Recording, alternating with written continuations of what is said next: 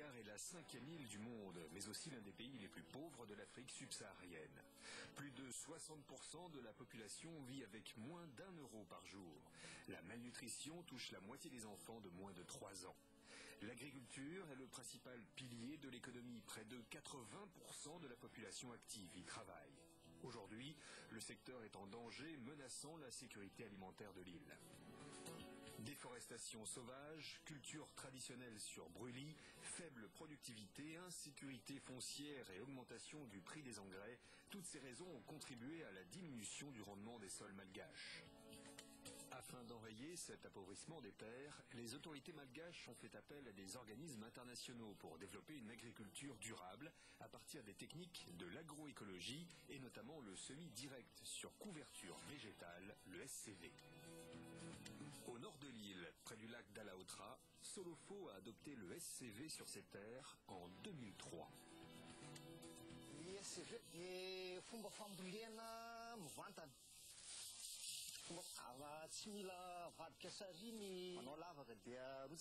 Le SCV est une technique de culture directe,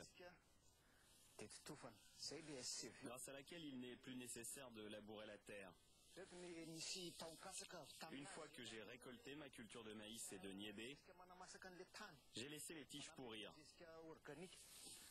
Elles ont constitué de l'engrais, ce qui fertilise la terre, et surtout forment une couverture qui protège mon sol. J'ai ensuite semé directement mon riz dans cette couverture.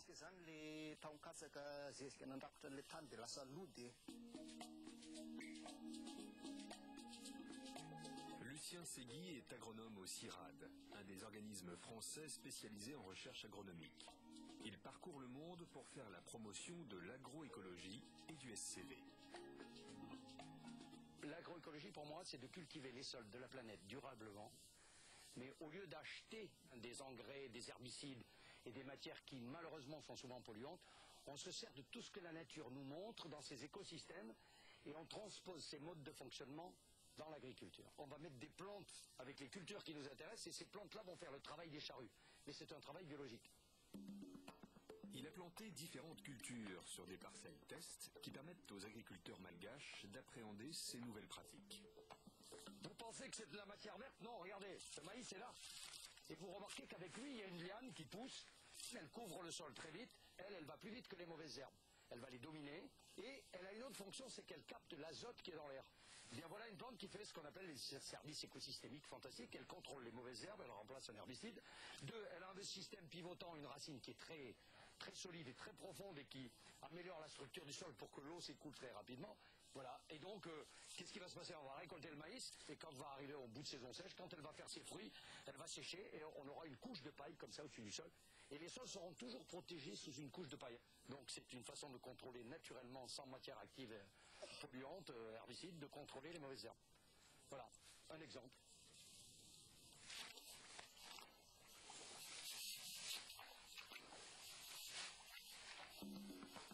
Solofo est agriculteur depuis 1992. À l'époque, il ne possédait qu'un demi-hectare sur versant et un demi-hectare de rizière.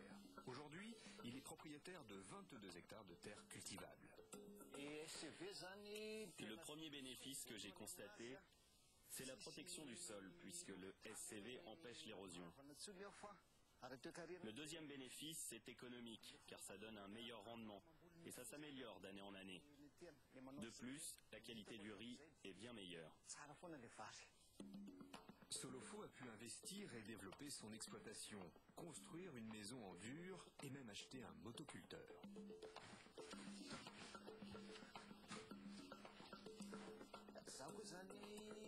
D'un autre côté, j'aide aussi beaucoup les gens, car en grande période de récolte, j'emploie près de 50 personnes par jour. Aussi bien pour la récolte que pour la préparation de la campagne. Désormais, lui et sa famille n'ont plus besoin de crédit. Leurs revenus leur suffisent pour vivre confortablement. Il y a vraiment une amélioration de notre vie. Tout d'abord avec la nourriture. Grâce à ces techniques, on a pu étendre notre petit élevage. On a des poules, des volailles, des œufs. On peut se nourrir désormais de notre propre production. De plus, nous n'avons plus de difficultés pour élever nos enfants. Si Solofo est persuadé de l'intérêt du SCV qu'il a introduit avec succès dans son exploitation, d'autres restent encore à convaincre. Maintenant, le grand problème de Madagascar, c'est qu'il faut diffuser les techniques, que les paysans se les approprient. Parce que c'est ça qui est important. C'est de former un maximum de gens qui soient porteurs de ça et qui puissent le maîtriser dans d'autres régions. Ernest est un technicien conseil chargé de démontrer les avantages de la culture agroécologique aux paysans malgaches. Aujourd'hui, il va rencontrer James, un agriculteur qui cultive toujours ses terres traditionnellement.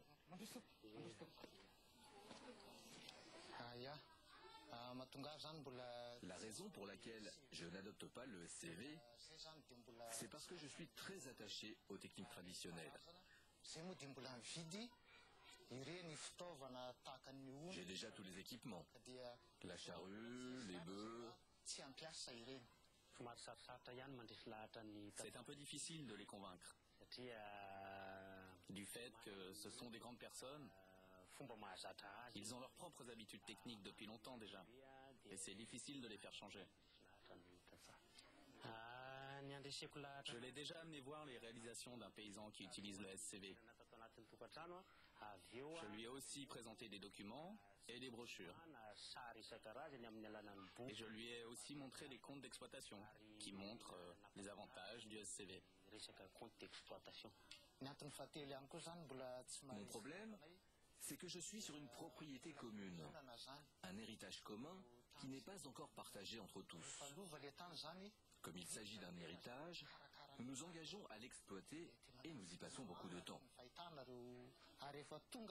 Et lorsqu'on fertilise une parcelle, on n'est pas sûr que l'on soit encore sur celle-ci une fois que le partage sera fait. Par ailleurs, je suis aussi métayer sur quelques terrains. Et une fois que le sol sera régénéré, qu'il sera fertile, je ne suis pas sûr que le propriétaire ne va pas le reprendre. Donc, ce n'est pas vraiment nécessaire pour moi de faire du SCV pour que ce soit les autres qui en profitent après.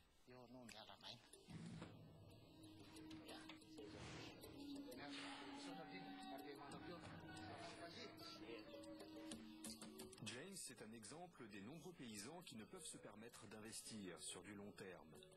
Certains n'ont même pas de titre de propriété.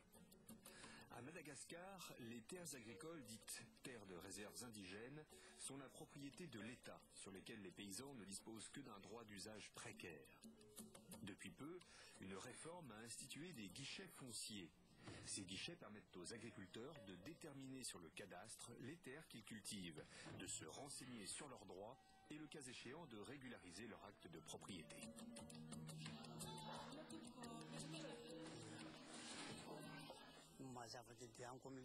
Lorsqu'on n'a pas de certificat foncier, il arrive souvent que d'autres gens essaient de s'immiscer sur vos terrains sans tenir compte des efforts que vous avez fournis.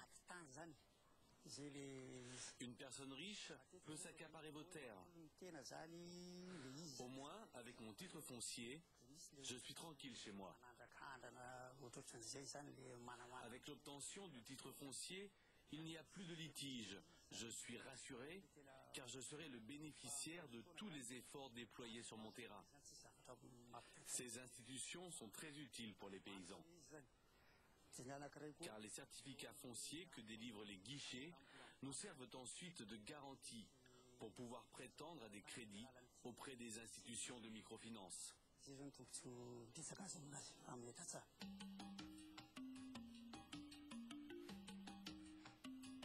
Le foncier n'est pas le seul souci des agriculteurs malgaches.